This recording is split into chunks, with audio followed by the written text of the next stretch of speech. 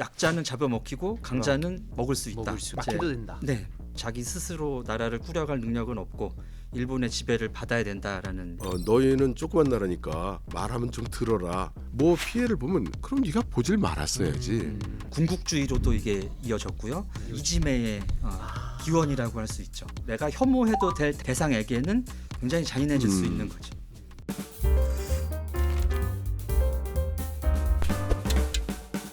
자, 한중일이 왜 이렇게 서로를 싫어하게 됐는지 그 배경을 알고 가면 좋을 것 같아요. 그 중국과 일본 둘 다 한국보다 위대하다는 사상이 뿌리 깊던데 네. 그 심지어 일본은 스스로 유럽에서 기원한 나라라고 여긴다면서요? 그러니까 이제 지리적으로 유럽이란 얘기는 아니고요. 그러니까 이제 일본이 그 초기 제국주의 시대에 그러니까 다른 아시아나 여러 비서구 지역의 국가들이 식민지가 되는 동안 유일하게 식민지가 되지 않았을 뿐더러 또 그 산업혁명을 성공화시킨 나라잖아요. 산업화를. 그리고 이제 그 자기들처럼 그 제국주의 나라들처럼 식민지를 주변에 만들고 이렇기 때문에 이제 일본이 하는 거는 기존의 이런 아시아 같지 않다.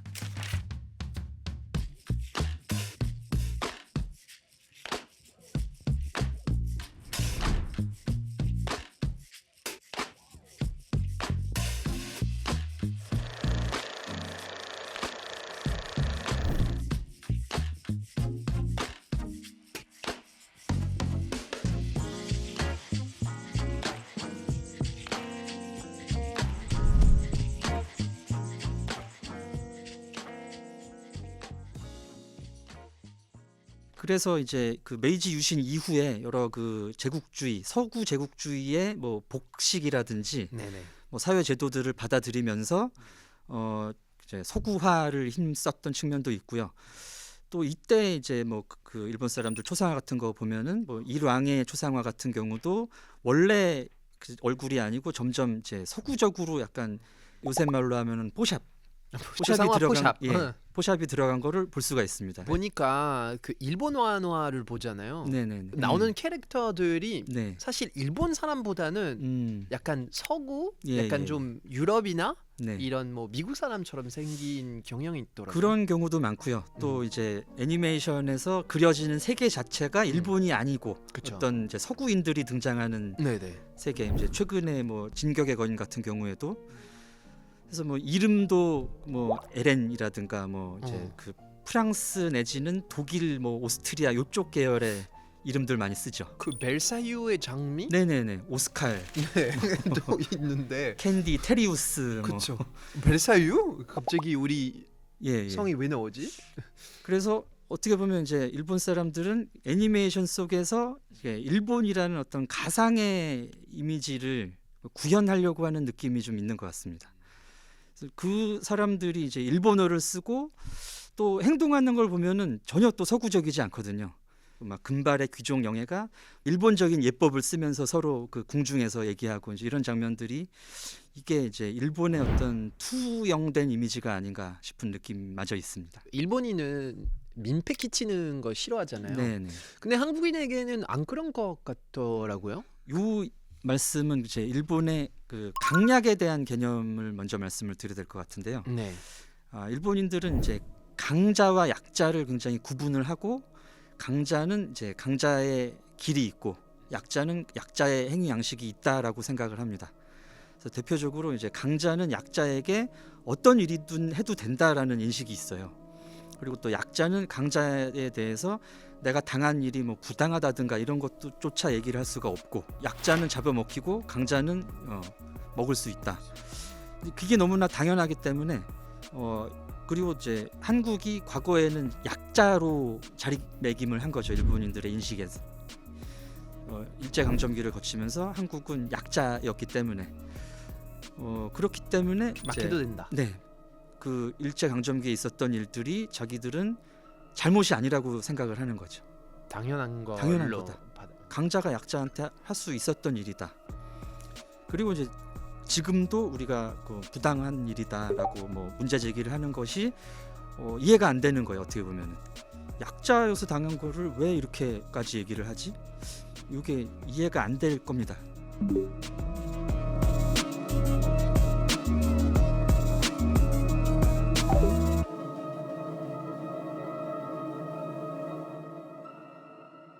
한국에 대한 태도는 강약에 대한 인식에서 비롯된 것으로 이해하실 수가 있는데 네.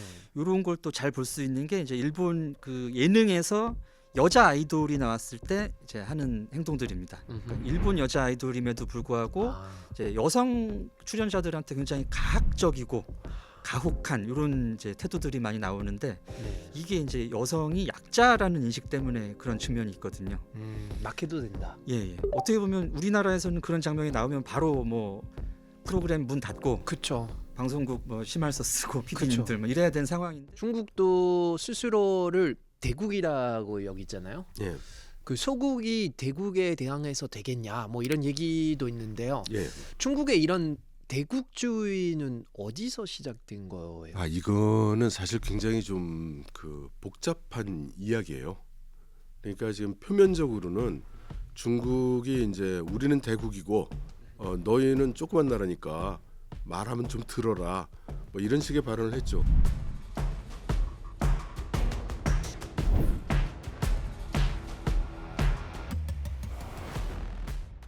한국과의 관계가 좀 중국으로 봤을 때는 굉장히 그 특이한 케이스예요. 어떻게 보는데요? 그러니까 중국은 지금 국경을 마주대고 있는 나라가 열 몇 개가 있는데, 그렇죠. 그러니까 제일 큰 나라는 러시아가 있습니다. 러시아에. 예, 근데 러시아는 강국이잖아요. 그러니까 러시아는 강국이라고 중국도 그렇게 알고 있고 러시아도 그렇게 알고 있고, 뭐 인도 있죠, 뭐 부탄도 있고 뭐 무슨 탄도 있고 많이 있는데 그 중에 꼭 매 건마다 고개 빳빳하게 들고 칼소리 자꾸 막 해대는 게 한국이거든요. 그래서 이제 중국 입장에서는 가로 열고 넌 뭐가 그렇게 잘났니? 가로 닫고 이런 마음이 좀 있죠. 그리고 그 중국은 현재 국가 전략적으로 현재의 상황을 이제 서구 세계는 이제 점점 힘을 잃어가고 우리 아시아 그리고 아시아라고 하면 당연히 우리 중국이 지금 패권을 향해 지금 올라서고 있는 이런 국면이라고 생각을 하고 있는데 미국도 아니고 유럽도 아니고 영국도 아니고 독일도 아니고 일본도 아니고 어디 있는지 잘 안 보이는 저기 있는 한국이 꼭 껴서 꼬장꼬장 이렇게 얘기를 한다. 뭐 이런 식의 느낌이 좀 있죠.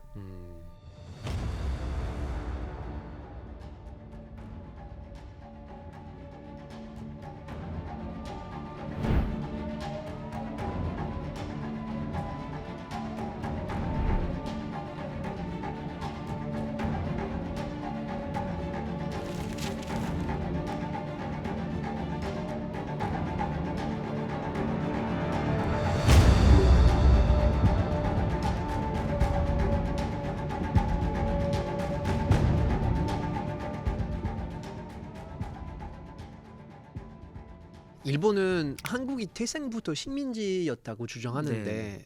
그 근거가 뭐예요? 일제 강점기 때 이제 일본이 한국을 지배하면서 네. 이제 삼았던 그 논리인데요.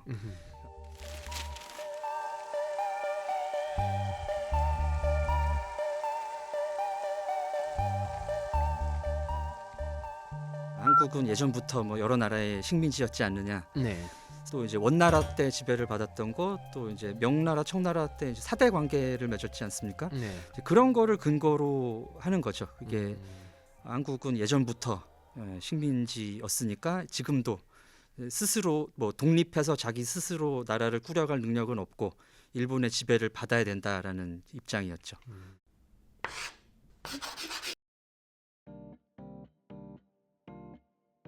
그 최근에도 두 나라의 혐한 감정이 커질 수밖에 없었던 이유가 있었는데 그게 바로 중국의 혐한 감정이 심화된 2015년 그 한국의 미군의 사드 배치가 결정되면서부터였죠. 그 사드 사건은 제가 볼 때는 중국이 생각하는 것과 한국이 생각하는 것은 180도로 달라요.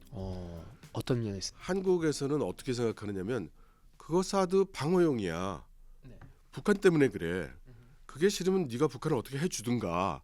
이게 이제 일반적인 한국의 정서라면 중국 입장에서는 사드는 어떻게 봐도 중국이 미국의 공격에 대항해서 반격할 때 그 반격을 무력화시키는 수단이고 또 그 사드의 모드가 몇 가지 모드가 있는데 깊게 들여다보는 모드로 하면 그게 1200km 이상 그 관측이 가능하거든요. 네.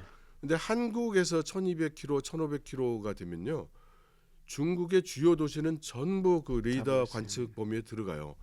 그러면 중국에서 뜨고 내리는 항공기 미사일을 다 미국이 들여다보게 한다는 건데 그건 중국으로서는 받아들일 수 없는 그렇죠. 거죠. 그리고 한국 정부가 그거 우리가 잘 알아서 할게 그러는데 미군 거잖아요, 그거. 그렇죠. 미국이 돌리잖아요. 그러니까 중국 입장에서는 미국은 어차피 말해도 안 들을 애들이고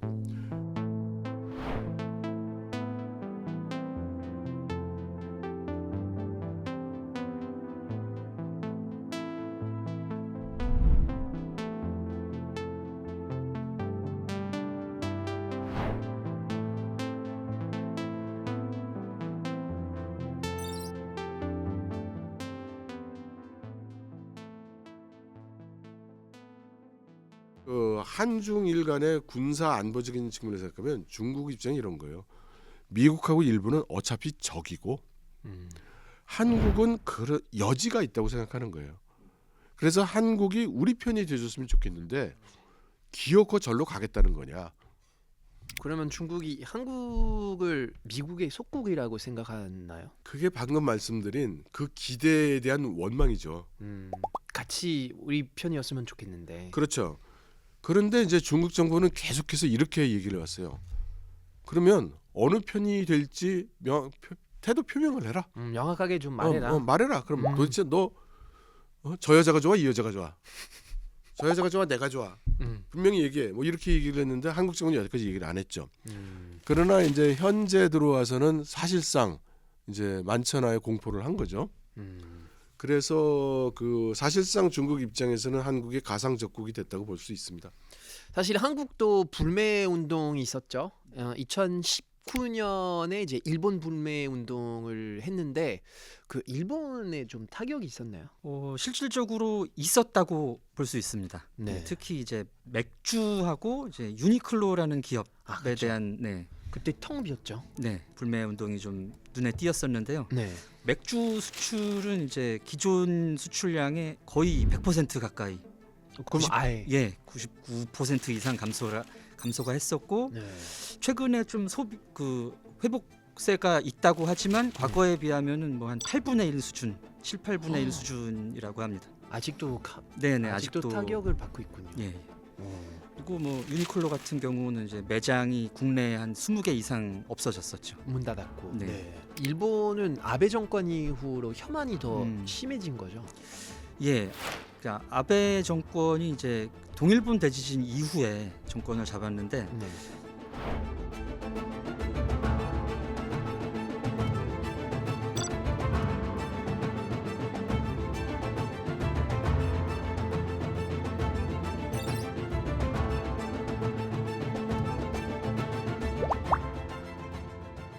일본이 한 80년대 중후반까지 이제 미국을 위협할 정도로 엄청나게 경제 성장을 했지 않습니까? 네. 이제 그 전까지 이제 굉장히 활성화됐던 시기를 버블 경제라고 하지 않습니까? 이제 그 버블이 꺼지면서 한 20년, 30년 이상 계속 침체 시기로 접어들게 된 거죠. 그 2010년대 초반부터 중반 뭐 후반까지 중국이라든지 한국이 굉장히 많이 일본을 추격했지 않습니까? 네. 경제적으로. 그런데다가 이제 뭐 동일본 대지진이라든지 일본 뭐 중국과 한국의 약진 이런 것들 때문에 일본인들의 이런 불안감이 커질 수밖에 없었던 것 같아요. 그 일환으로 이제 혐한도 같이 크지 않았나 생각이 됩니다. 그 뉴스를 보니까 일본에서 혐한 시위도 많이 하는 네네네. 것 같던데요. 역시 이제 아베 정권 때 이제 심해졌는데 뭐 매 주말 뭐 거리에서 혐한 시위가 일어나고 그랬었죠. 특히 이제 2015년 경에 이제 위안부 합의 관련해서 이제 한국에서는 또 반일 감정이 또 높아졌었고 그런 것과 결합해서 이제 혐한 시위도 더 격화됐던 측면이 있습니다.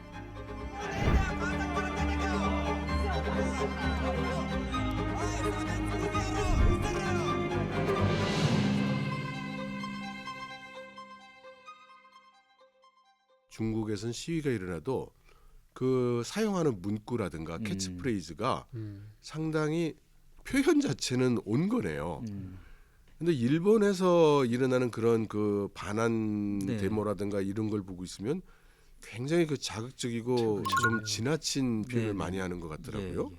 그게 무슨 특별한 그 배경이 있을까요? 일본의 어떤 특정한 문화적인 이유 때문에 발생하는 것 같습니다. 그러니까 예를 들면 이제 일본은 그 일본 내부에서는 굉장히 그 안정적이고 또 일본은 좋은 나라여야 한다는 압력 같은 게 어느 정도 있어요. 그리고 이제 사람들은 다른 사람한테 폐를 끼치면 안 된다. 사람들이 기본적으로 내 행동을 자제하고 억제해야 되는 측면이 굉장히 큽니다. 그래서 이제 그 혐오라는 게 과거에서부터 일본의 어떤 이런 억제하는 측면을 풀어내는 이런 이제 부정적인 측면으로 작용을 했던 것 같아요. 그래서 그 이제 일본은 그 지역 자체가 굉장히 좀 그 격리돼 있다시피 하지 않습니까? 좀 고립돼 있고 산맥이라든지 바다라든가 네. 그리고 또 과거에는 이제 봉건 사회였기 때문에 네. 뭐 자기가 자기 지역을 지배하는 영주의 허락 없이는 타 지역으로 이사도 불가능하고 그렇기 때문에 이제 이 사람들이 그 공동체에서의 생활이 굉장히 중요합니다. 그래서 이제 무라하치부라는 풍습이 있었는데 이제 마을 공동체에서 이제 꼭 공동체의 힘이 필요한 10가지 종류의 작업이 있어요. 뭐 출생, 장례, 화재, 건축, 이사 뭐 등등 네. 이런 것들은 여러서의 도움을 받아야 되는데 이 10가지 종류의 일에서 8가지의 일에 그 따돌림을 하는 것이 무라하치부입니다.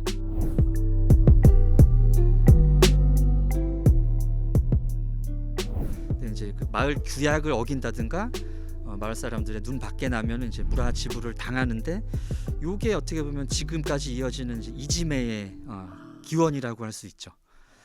그리고 이 무라하치부가 행해졌을 때는 굉장히 이 잔인한 방식으로까지 행해집니다.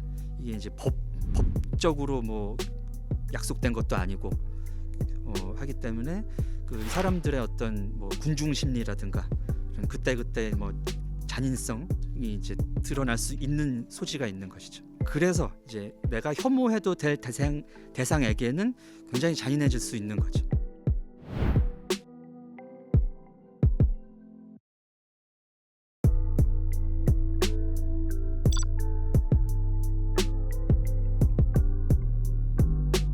일본은 중국을 왜 싫어하는 건가요? 일본도 처음에는 중국을 그렇게 싫어하지 않았었습니다. 일본이 중국을 침략하고 뭐 많은 사람이 죽고 이런 이제 비극적인 역사가 있었음에도 불구하고 중국은 이제 그런 배상을 요구하지 않았었거든요. 처음에. 그래서 이제 이런 부분 때문에 뭐 되게 대국답다. 그러면서 중국에 대한 막 지원도 일본이 초창기에 막 해주고 그랬었습니다. 그 옛날에 그 전쟁 배상금 얘기가 나왔을 때 그때 네. 중화민국 장제스 총통이 있던 시절이었거든요. 네. 그때 장제스 총통이 그렇게 이야기했어요. 피해 빚은 돈으로 갚을 수 없다.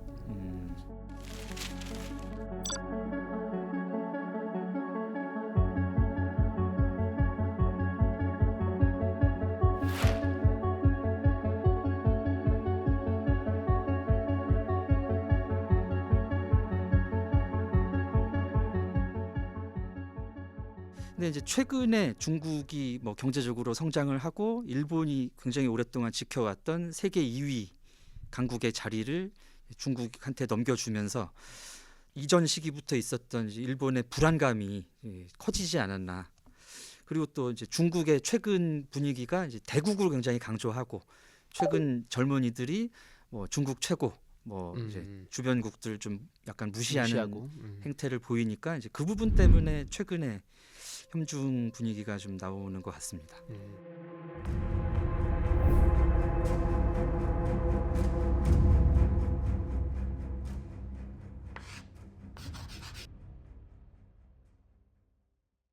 한국 청년들의 중국을 싫어하고 일본을 싫어하는 감정이 지금까지 계속 이어지는 이유는 뭐라고 생각하시나요?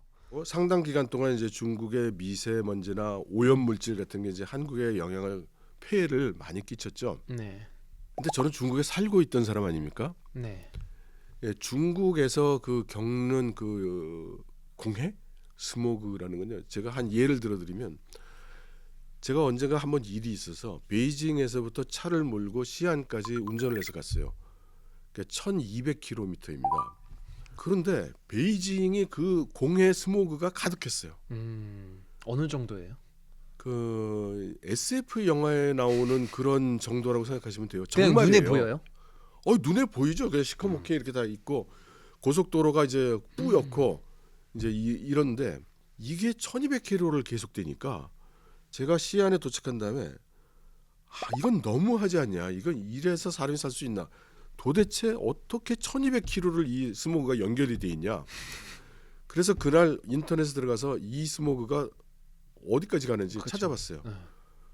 그게 아까 말씀드린 동북 지역에서 출발해서 베이징을 거쳐 시안을 거쳐 저기까지 갔더라고요. 그러니까 대충 한 2,000km에 걸쳐서 이 오염 물질의 띠가 끊이지 않게. 떠 있는 거예요. 이렇게 크게. 그래서 우리나라에서는 중국 때문에 우리 오염 물질이 들어가지만 중국에서는 우리 다 죽겠다.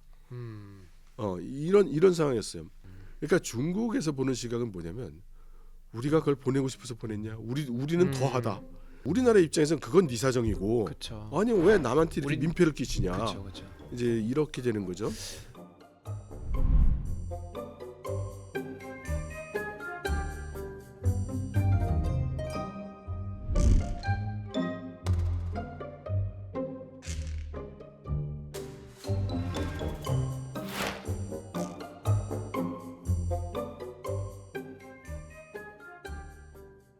한국에는 사실 미세먼지가 심한 날에 뭐 사람들이 뭐 안 나가고 아니면 나갔다가 뭐 삼겹살 먹어야 된다고 여기 기름 뭐 이렇게 여기에 바르라고. 그 하나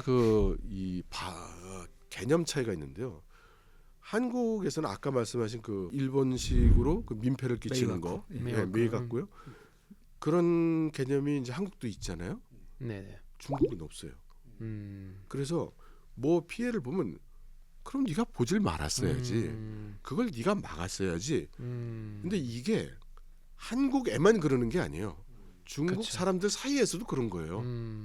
중국의 지금 그 상황이 그렇기 때문에 그러니까 중국 사람들은 한국 왜 저러는 거야 이렇게 생각을 하지. 우리 오염 물질이 한반도로 넘어가서 정말 우리 미안해 죽겠어 이런 생각 안 들어요. 그렇죠. 중국 안에서도 옆에 있는 공장에서 그냥 떼가지고 우리 집에 보내는데 그럼 저 녀석이 그러면 매일 와가지고 찾아뵙고 죄송하다고 하냐? 아니거든요. 근데 이렇게 살면 그 사회가 좀 제가 그냥 금방 생각해도 여러 가지의 문제가 생길 것 같은데 그래도 그런 거에 대해서 불만은 없나요? 그래서 정부의 역할이 중요해요. 그러니까 모두 내가 나서서 해결할 수 없기 때문에 누군가 나서야 된다면 그건 항상 정부가 되고 정부가 돌아가게 하려면 지도자가 그걸 움직여야 되는데 그럼 지도자가 어떤 사람이냐가 굉장히 중요하게 되는 거죠. 그럼 반대로 한국에서 왜 이렇게 일본을 싫어하는지. 싫어하는 부분이 분명히 있는데 두 부분으로 좀 나눠야 될 것 같습니다. 저도 그렇고요. 일본의 문화를 좋아하는 분위기가 분명히 있잖아요. 네. 그래서 뭐 일본 문화라든지 콘텐츠라든가 뭐 그렇죠. 음식이라든가 음식. 여행이라든가 이런 거는 굉장히 열려 있는 것 같고요. 근데 이제 그 한국 사람들이 일본을 싫어하는 경우는 이제 직접적인 해를 입는다고 생각할 때죠. 이제 뭐 역사 문제라든지 위안부 문제라든가 뭐 독도 문제 또는 이제 최근에 뭐 방사능 문제라든가 네. 이런 거에서 이제 폐를 실제로 받으니까 왜 그러냐, 왜 그것을 뭐 막지 않느냐 이런 쪽에서 이제 불만을 갖는 거죠. 근데 일본에서는 물론 뭐 K 콘텐츠, 뭐 K 드라마 많이 보기도 하지만 한국 뉴스를 그렇게 많이 본다면서요? 네. 뉴스 시사 이런 거 좋아한다고 하시는데 이제 한국의 이런 사회 현상 특히 이제 정치 쪽에 관심이 많은데 이제 그런 뉴스들을 보면서 뭔가 한국의 문제점을 찾고 싶어 하시는 것 같아요. 그래서 약간 약간 부정적인 뉴스를. 그렇죠. 그래서 혐한의 일환으로 한국의 부정적인 뉴스를 찾아서 그거 봐라 저기는 나쁜 나라다. 그러니까 이런 쪽의 의도가 반영된 거가 아닌가 싶습니다. 우리 YTN 시청자 중에도 일본이 꽤 많다고 하더라고요. 네네네. konnichiwa. 뉴스 매니아입니다. 그렇.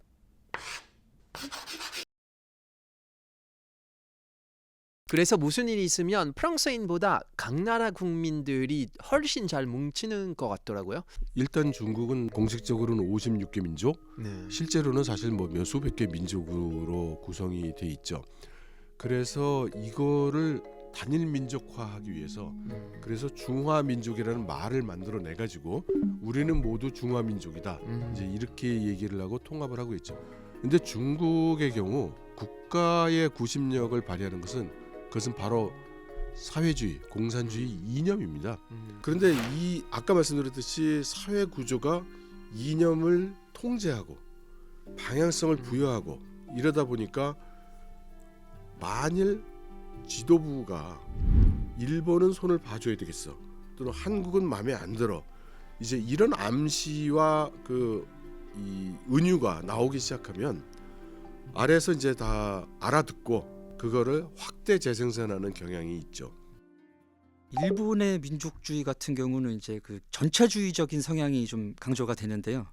이거 역시 이제 과거로부터 일본이 그 섬이라는 지역 안에서 이제 내부 결속을 강화해 왔던 요런 이제 역사하고 관계가 있을 것 같습니다. 그래서 이제 나 개인을 중시하기보다는 이제 항상 집단에 충실을 해야 된다.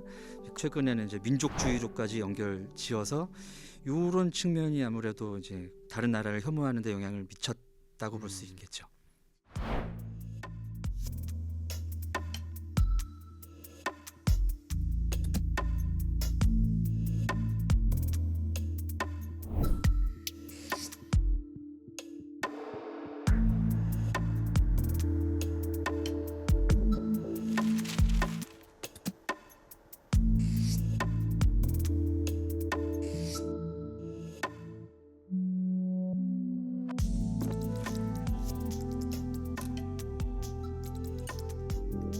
세 나라 간의 혐오 감정이 이대로 굳어지는 걸 막기 위해서 어떻게 해야 할까요? 중국은 굉장히 경직되고 사상적으로 통제받는 국가잖아요.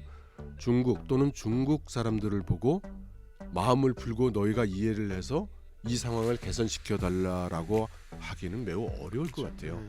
그거보다는 오히려 우리 쪽에서 뭐 그게 좋아서가 아니라 가능한 방법이라는 게 우리가 좀 더 중국이 왜 저러는지, 중국을 나쁘다, 밉다 이렇게만 하지 말고 우리가 그 원인을 조금 더 알고 그래서 우리가 이렇게 해야 되겠구나, 저렇게 해야 되겠구나라는 그런 길을 찾아 나가는 노력을 하는 게 그것이 방법인 것 같습니다. 일본은요? 일본 같은 경우는 이제 제가 큰 문제라고 생각하는 게 역사 교육이 잘 이루어지지 않는다는 점입니다. 그래서 한국 사람들이 자기들을 왜 미워하고 왜 독도가 자기네 땅이 아닌지 이런 거에 대해서 기본적인 내용을 모르고 있기 때문에 이런 불필요한 혐오와 갈등이 생산되는 것 같거든요. 그래서 이거를 뭐 학교에서 안 가르쳐 준다고 해서 배우지 난 못 배웠습니다로 끝나는 게 아니라 세계 시민으로서 이런 것들을 좀 적극적으로 자신들도 배워보려는 생각을 하는 게 좀 중요할 것 같습니다. 네, 오늘 이게 웬 난리지에서는 한중일 세 나라가 서로를 싫어하는 이유에 대해서 알아봤는데요. 세 나라가 사이좋게 지내려면 각각 어떤 태도를 취해야 할지 여쭤보고 싶은데요. 각 나라 대표로 출연한 입장에서 오늘의 난리지를 한 줄 정리 부탁드리겠습니다. 남을 이해한다는 거는 굉장히 어려운 일입니다. 그러니까 내 입장에서만 너무 다른 사람을 생각하려고 하지 말고 어떤 생각을 하실 때는 최대한 객관적인 정보를 바탕으로 생각을 해주셨으면 좋겠습니다. 한국, 중국, 일본은 1000년 후에도 이웃 국가일 것이고 10,000년 후에도 아마 이웃 국가일 거예요. 그래서 우리가 증오를 키우는 방향으로 자꾸 이야기하고 행동을 하기보다는 이것을 해소할 수 있는 방향으로 노력해야 우리 세 나라가 모두 사이좋게 지낼 수 있는 그런 날이 오지 않을까 싶습니다. 네, 좋습니다. 그동안 중국과 일본은 한국을 왜 싫어하는지 사실 잘 몰랐는데 덕분에 오늘 많이 배워갑니다. 자, 다음 시간에도 알찬 난리지를 가지고 돌아오겠습니다. 고맙습니다. 수고하셨습니다.